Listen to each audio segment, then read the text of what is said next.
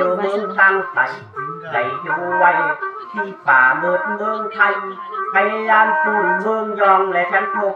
อยู่ในจะมาโฮมจุได้บอกซ้ำศรัทธาเจ้าได้เต้าคอยอยู่กันได้อยู่ฟังอยู่ในใจขับปัญญามีได้เศร้า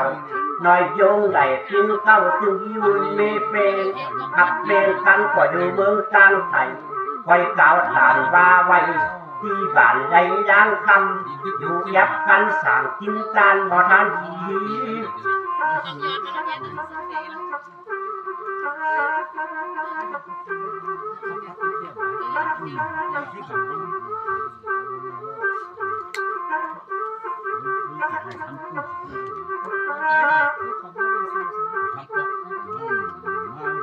นาบัดนี้วันนี้จุนีจะมาพุทธีตั้งเจเก่าและพุทอยู่หลายคนศรัทธาตามเก่งจุนีไว้อยู่ฟังมันแจงจุนีจะตาเด็กเก่าแถงสถานีขึ้นมาด้วยนุ่มเสียงอาวันกับจึงภริยาเตรียมความในจำไม่เก่ากับลูกเต่าบีไว้ลาอีชุมพรจูกกันจุกโจทอนเลสางกินตันและมาใหม่เข้าบุญไฟได้จ้อยกำบ่เดียวเข้าเล่นสามไว้ลุ้นเสียงวัน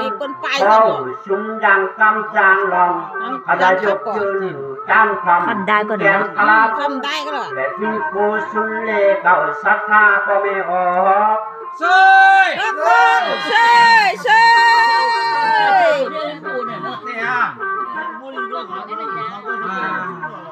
ผู้ให้หลักว่าคนเข้าคนนอนฟังในพระขานนอก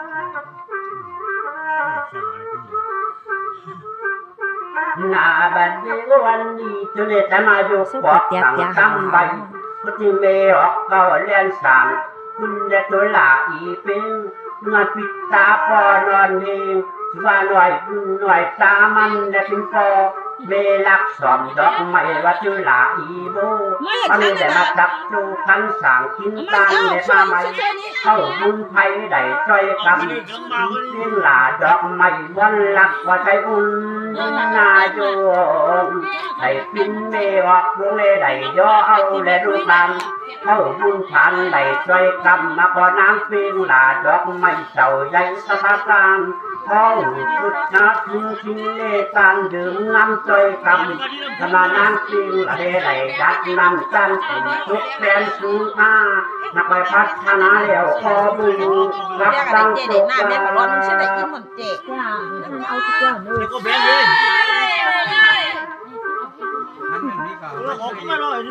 มีก็แล้วอันขันช่วยก่อนญี่ปุ่นนั้นมาเชียวมันขับเข้าไปจอยช่วยพอป่วยอันนี้นาบัดนี้วันนี้จุนีจะมาจัดดัดตั้งเตเก่าสุดยาของรู้เด็ดดูใจเขาฟังฟูงและบอดีใจเศร้าเด่นมือได้มาพินันเมออกเก่าแดนสางพอใจอุ่นยินดีเด็ดมือได้มาตัดจึงสมเลทีคอยจูคะเนได้กินตั้งคำจอยอย่าไปหมุนจกตั้งไข่คอยจ้ากระบดก้อนเนี่ยยังไม่เป็นอยู่นะยายได้เสียงไปบด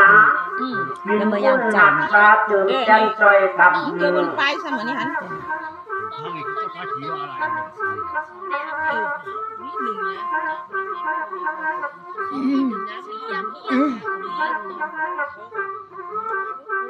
นาบัดนี้วันนี้จุนีจะมาได้ครับกำเบออกเข้าเรียนสามก็อียินคุณดี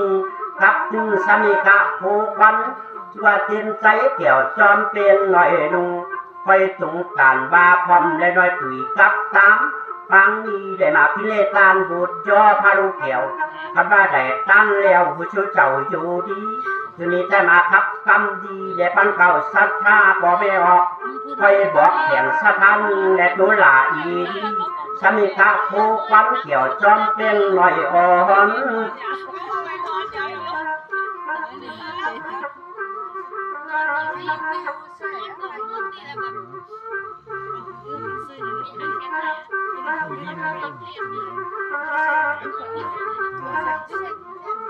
ไม่ใส่ยาไม่ใส่ หน้าบัดนี้วันนี้จุเลจะมาจับสอนเจ้าสถาเขาคุณคนใดใส่ใจพุดยุงเปลี่ยนปันจิบมือไล่หน่อยคุ้งคำและบอกไปบอกความอีนางหุยมนลักปัดโผเอาจุนโตอยู่ในรองสั่งตามทางไหนขับร้องบอกไปชุมจิตใจเลเก่าศรัทธาและจุงหงบุญอยู่เฝ้าจางร้องบ่อนอนไฟควงร้องไม่จอมจิตใจขับกันเลยขับบอกถึงพ่อแม่เจ้าพ่อแม่ออกไหลฟินเก้าใจอุ่นยินโยงพ่อออกลงเต็มเฟนชื่อว่านั้นจอมเกี่ยวจอมเป็นคุณว่าเกี่ยวจอมเป็นจึงนี้อ่อนคือสามสิ่งจึงซ้ำไหลแจ้งกินตันไหลมาย่ออยู่ในลำบทฟินพันเกวเชยขาลับมาติ๊กๆกว่านี้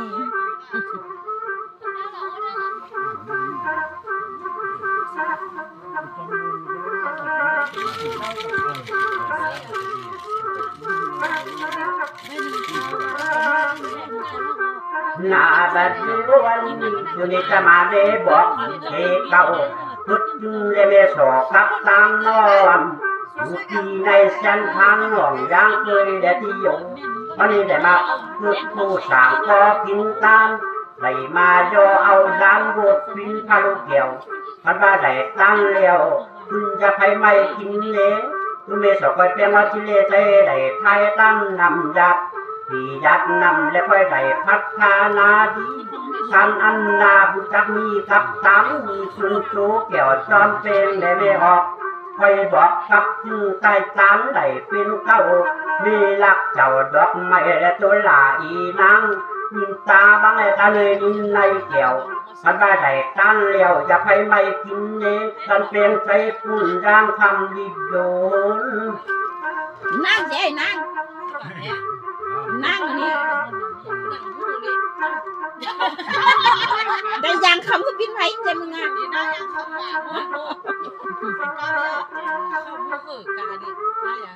เราก็ว่าเท่านั้นหน้าบัดนี้วันนี้บุญชนได้ใจกำพอสุนมักดังใจ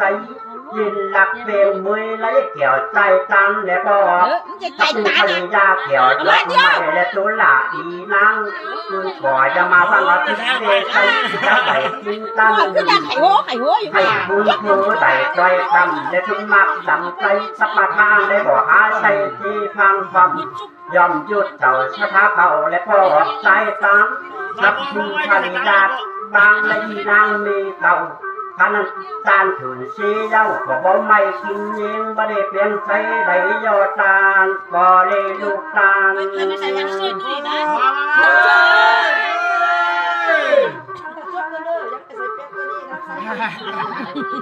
มาดิจุดเลยว่าทางกามีก็คือนี่ว่าไหนเดี๋ยวกามีบอกกันเรื่อง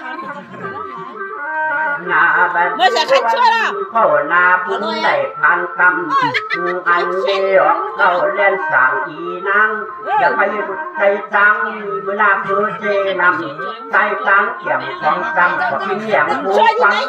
แต่หักตากันเลยเวลาปากนำดังตอนนี้มือหน้าในรุ่นคำด่าในลำพักมันกินหน้าตามพอจักไปหันด้วยเวทงามมันมีตามยอดใช่เนี่ยมันกุ้งใจเลยคำเชื่อ